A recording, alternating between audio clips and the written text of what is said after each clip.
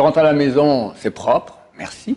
Combien d'hommes, ils rentrent à la maison, c'est normal qu'il y ait à manger. Moi, je vais bosser, ben, qu'elle fasse à manger, c'est normal. Qu'est-ce qui est normal? De la boue avec une graine sèche, ça nous fait du pain. Quand on meurt, c'est terminé. Plus rien. Mais je veux encore, plus rien. Mais pas dans 1000 ans, rien. Mais tu pouvais encore il y a 2 minutes. Terminé, t'es mort.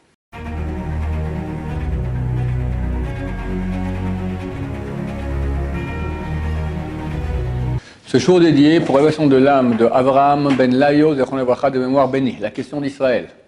On sait qu'on doit servir Hachem, une fois qu'on sert Hachem, tout ça, on a un petit peu d'engouement, on a de la motivation, on a du plaisir quelque part. Et au bout d'un moment, avec le temps, on perd un petit peu, entre guillemets, cette motivation. On sait ce qu'on doit faire, mais comment au quotidien réussir à prendre du plaisir, de la joie, à sentir une évolution, vous voyez, Ok, très bien compris la question. C'est ce que dit le Chazon Ish. L'ennemi numéro 1 du bon juif, c'est l'habitude. L'habitude, ça tue tout. Et Hachem veut qu'on ait avec lui une histoire d'amour, passionnée, extraordinaire. Rabbi Akiva a dit, si tous les livres sont saints, alors le Cantique des Cantiques, c'est le saint des saints. Tu as vu le Cantique des Cantiques? Il y a des parties carrément... comment dire cela, érotique, d'accord? C'est un exemple. L'exemple d'amour entre un homme et une femme qui va relater en fait l'amour qu'il y a entre le peuple d'Israël et Dieu. Histoire d'amour passionné. Un point tel que Maïmonide écrit, comme un homme qui est amoureux d'une femme à laquelle il pense toujours, le coup de foudre.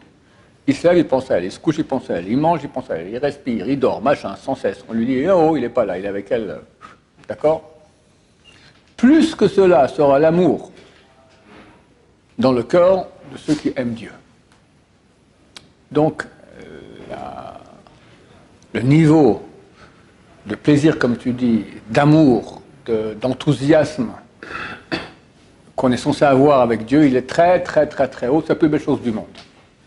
Mais comme toute bonne chose, elle est dure à atteindre et dure à garder. Et comme dans un couple, où il y a un amour extraordinaire, les premiers mois, les premières années, au bout d'un moment, il y a l'habitude qui entre, et ça peut mettre en danger le couple. Et il est clair que pour cela, le couple doit faire des choses qui vont empêcher. C'est une guerre contre l'habitude. Quelles sont ces choses ? Comment réveiller, j'ai un amour pour ma femme, comment réveiller qu'il soit encore plus passionné? Et je dirais même qu'avec le temps, ça doit être plus fort. Parce que plus tu vis avec quelqu'un, plus tu t'unis à lui. Donc plus l'amour doit être puissant. Mais il y a quand même une grosse différence, c'est-à-dire que là on est dans le monde du visible, alors que vis-à-vis d'Hachem c'est le monde presque de l'invisible.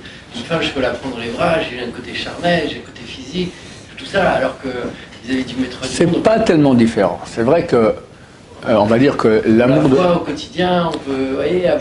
Je comprends.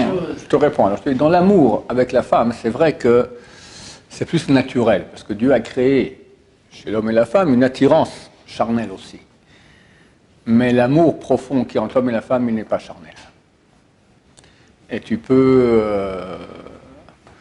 quand tu réfléchis à pourquoi est-ce que tu aimes ta femme, alors il y a son corps, ok, il y a son sourire, il y a ses beaux yeux, mais en fin de compte, c'est pas ça.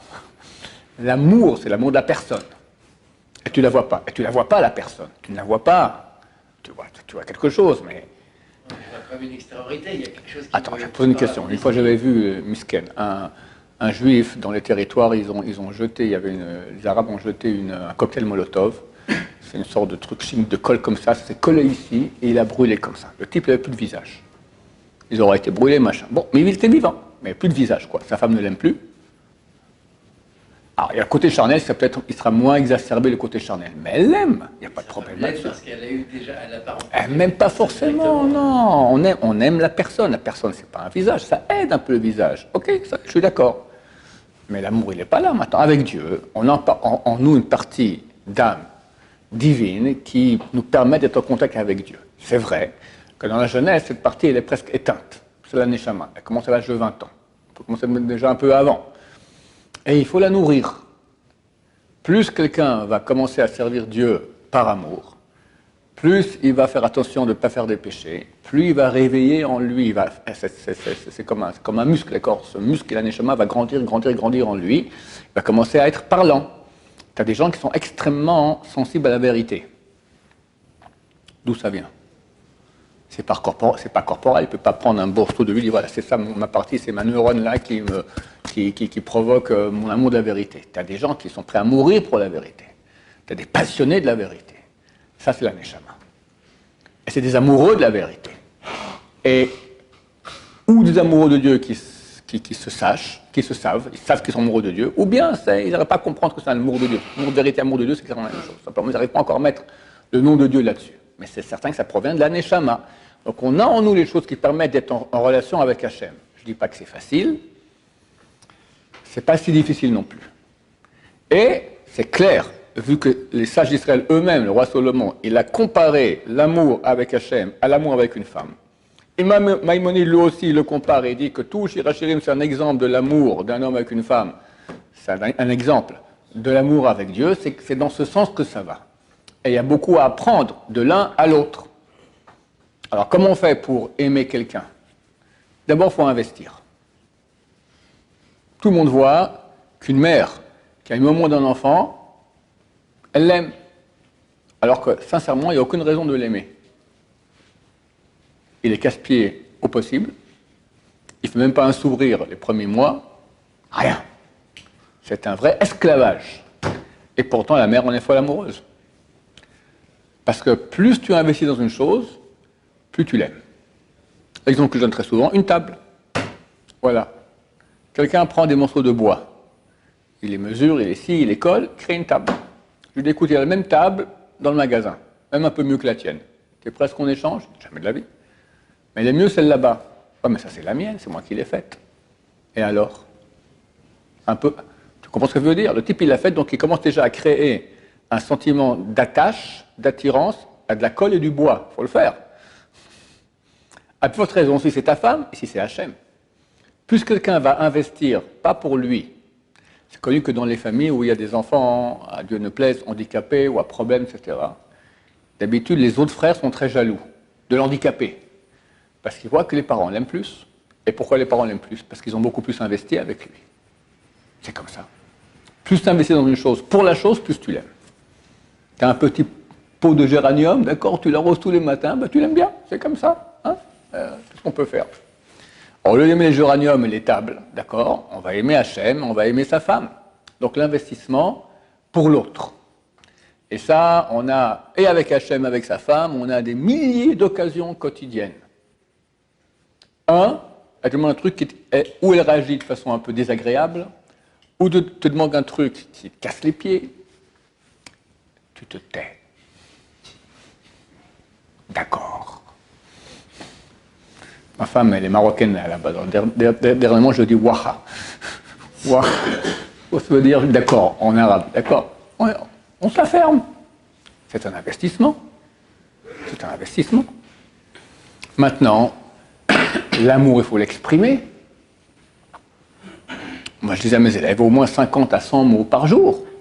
Exprimer l'amour. Quand tu exprimes l'amour, ça fait plaisir à son prochain. C'est agréable de se sentir aimé. Chaque être humain, voilà, Israël, d'accord? Même en rigolant, je dis maintenant Israël, franchement, tu es quelqu'un d'exceptionnel. Même que je dis en blaguant maintenant, parce que tu ne l'es pas du tout. Non, je rigole. Même quand je dis comme ça te fait plaisir. C'est extraordinaire. L'homme aime écouter des compliments, surtout sur soi-même. Dans le couple, allez-y, mais mitraillez. Mais bien qu'il y ait une différence. Non, avec Hachem. Non, toi tu dis, non, je comprends. Toi tu dis, quand je parle avec ma femme, elle me fait un grand sourire, elle me répond. D'accord? Alors tu dis, donc la relation, elle est. Mais moi, quand je parle à Hachem, je parle devant le mur. Est-ce qu'il a entendu? Est-ce qu'il n'a pas entendu? Est-ce qu'il m'aime bien? Est-ce qu'il m'aime pas? Faux. Au bout d'un moment, on sent qu'on est en relation avec Hachem. Ça suffit. Quelqu'un qui sent qu'il est en relation avec Hachem, il parle à Hachem, Il supplie Hachem. Il sent qu'il est en relation avec Hachem. Il n'y a rien de plus beau au monde. Il n'y a rien de plus beau au monde. Pas besoin que Dieu t'Hachem dise « Je t'ai entendu !» Pas besoin qu'il le dise. Le fait que tu es dans une... c'est comme ça. Au bout d'un moment, quand tu te mets en relation avec Hachem, tu sens, c'est sincère. C'est pas dans le vide. Il y a un écho aussi chez moi. J'entends que, comme quelqu'un lui parle de vérité, ça le touche. Là, quand tu es en prière, ça te touche quelque part. Donc, il y a un écho en toi. C'est sur ça qu'il faut travailler, investir là-dedans, renouveler, sinon ça va et ça se perd. Ça se perd, c'est clair. Et enfin, comment on va faire pour beaucoup aimer sa femme? On va voir toutes les bontés qu'elle nous fait toute la journée. On ne nous doit rien. Tu rentres à la maison, c'est propre, merci. Tu as tes habits qui sont repassés dans ton armoire, merci. Tu as un bon repas devant toi, merci. Combien d'hommes, ils rentrent à la maison, c'est normal qu'il y ait à manger. Moi, je vais bosser, qu'elle fasse à manger, c'est normal. Qu'est-ce qui est normal? Alors, M. Bachot disait, elle peut te faire un peu d'eau bouillie avec un peu de poivre dessus. Ça suffit d'après la Torah. Elle ne te doit pas plus. Alors, réfléchir au menu de monsieur. Maintenant, est-ce que tu aimes, ce que tu n'aimes pas? Maintenant, ce que tu n'aimes pas, c'est facile à faire. Ce que tu aimes, c'est difficile à faire. Ensuite, il y a ce que le médecin a permis ou a interdit. Le cholestérol, les sucres et machin, tout ça. Après, il faut changer. C'est une vraie organisation. D'accord? Organisation. C'est tous les jours, les repas préparés. C'est à peine des fois qu'il y a un merci du mari. Mais parle-en de ce truc. Ça a pris 1 heure au moins de préparation avec les achats, machin. 1 heure, elle a donné pour toi. Vas-y. Apprécie. Dis merci. Vois les bontés qu'on t'a fait. Si nous, on voyait les bontés qu'Hachem nous fait, et combien il y en a? Incessamment, sans cesse, des milliards. Incessamment, sans cesse, des milliards de bontés. Bon, on sera en train de danser toute la journée. Sauf qu'on est habitué. On est habitué. On fait une bracha quand on mange du pain, hamotzi lechem min haaretz, qui sort le pain de la terre. Est-ce que quelqu'un, ça lui fait quelque chose de voir un morceau de blé qui sort de la terre? Normal. Normal. Dans le désert, le pain descendait du ciel. Il n'y avait pas cultivé la terre dans le désert. Alors, il y avait une bracha avant de manger la manne, il disait qui sort du pain du ciel. Dans les enfants qui sont nés dans le désert. Et pendant 40 ans, ils ont vu tous les jours comme ça la manne qui tombe du ciel. Ils rentrent en terre d'Israël, plus de manne. Ils vont comprendre une graine morte, sèche. On met dans de la boue. Et après quelques semaines, tu as un épi de blé froissant du blé. On en fait du pain. Extraordinaire! De la boue avec une graine sèche, ça nous fait du pain. Du bon pain. Hamotzi lechem min haaretz. Parce qu'ils n'étaient pas habitués. Tout le temps, ça descend du ciel, maintenant, ça pousse de la terre, c'est extraordinaire. Et nous, on est habitués. Mais Habibi, tu sais que ton corps, c'est phénoménal de performant. Un petit truc qui ne va pas, un petit truc minuscule, combien ça, t'es fichu. Et Baruch Hashem, je dis pas tout le monde est en mode santé, il y en a qui sont malades, mais ça tient la route, grosso modo. Combien on doit voir les bienfaits qu'Hachem nous donne. Puis en plus, maintenant, si on est juif, on a la Torah, on peut s'adresser à Hachem. S'adresser à Hachem. J'ai un proche copain qui est décédé il y a une semaine, un peu moins d'une semaine. Et ce soir, je dois parler d'ailleurs. Je voulais dire ce soir aussi, en passant, le Gaon de Vilna, il dit que lorsque le mort, on l'amène dans la tombe, entre le lieu où on a fait l'oraison funèbre et on le prend comme ça jusqu'à qu'on l'enterre, il a une souffrance terrible. De quoi? Il est tellement jaloux des êtres humains qui l'accompagnent, qui peuvent encore faire des mitzvot. Et lui, c'est terminé. Quand on meurt, c'est terminé.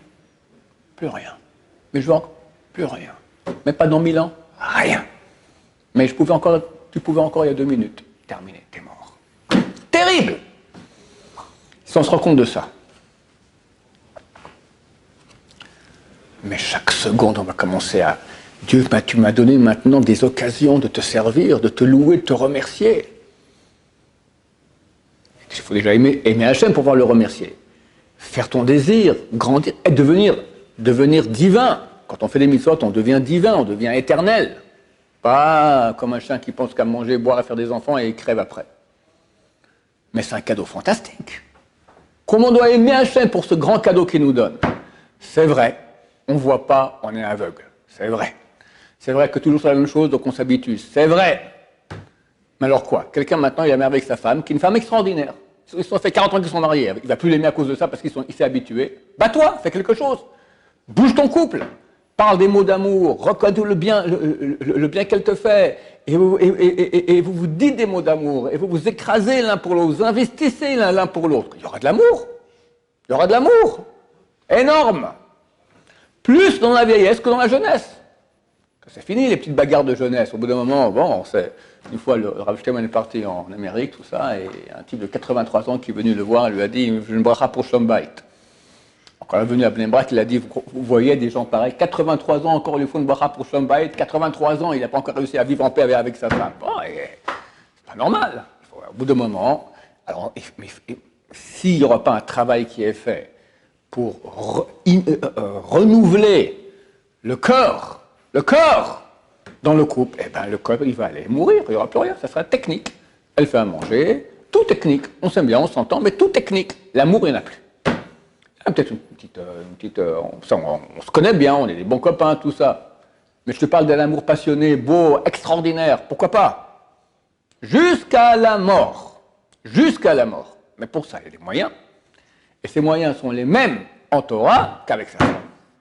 Investir. Reconnaître la bonté qu'Hachem nous fait. Parler, le louer, le grandir. Tellement j'ai eu un problème terrible. J'en dormais pas la nuit. Bon, Hachem, cette semaine, ça s'est arrêté, je pense que c'est bon. Vous savez combien maintenant j'ai de reconnaissance à Hachem? Beaucoup plus qu'avant. Ça aussi, c'est un bon moyen. Quand il y a des... parce qu'on vit... Un couple qui vit maintenant, voilà, il vit très bien, pépère. Technique. Tout à coup, un malheur terrible qui les touche. Un enfant, un machin, un truc, une maladie, un des coups.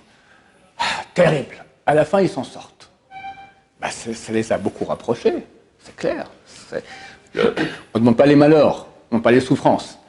Mais des fois, quand quelqu'un tombe malade, Chas Shalom, d'accord, il se rend compte maintenant à la valeur de la santé. Et quand la santé revient, alors il remercie Hachem, il se rend compte quel grand cadeau tu m'as donné. Donc Hachem nous donne énormément. Et si quelqu'un fait attention à tout ce qu'il reçoit, forcément, il va commencer à l'aimer, le louer, le remercier.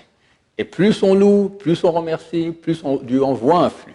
Plus on envoie un flux, pour encore le remercier, etc. Et ça devient une histoire d'amour extraordinaire. Celle que Dieu veut et qu'il nous propose. C'est ça le grand cadeau que Dieu fait à l'humanité. Vous pouvez vous brancher avec moi. Fantastique. Ça te va? Oui. Tu as l'air un peu mitigé.